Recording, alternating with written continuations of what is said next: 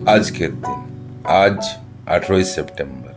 আজকের দিনে বিশ্ব বাঁশ দিবস পালন করা হয়, যা 2009 সালে থাইল্যান্ডে শুরু করা হয়েছিল।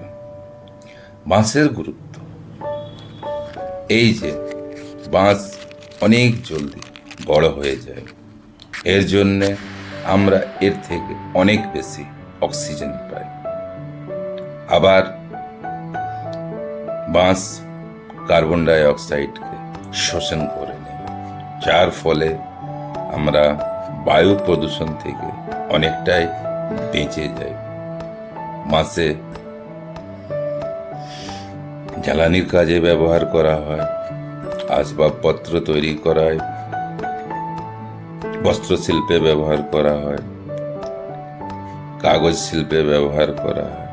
আরও বাঁশের অনেক গুরুত্ব রয়েছে। এই ভিডিও যদি ভালো লেগে থাকে, লাইক শেয়ার অবশ্যই করবে। ধন্যবাদ।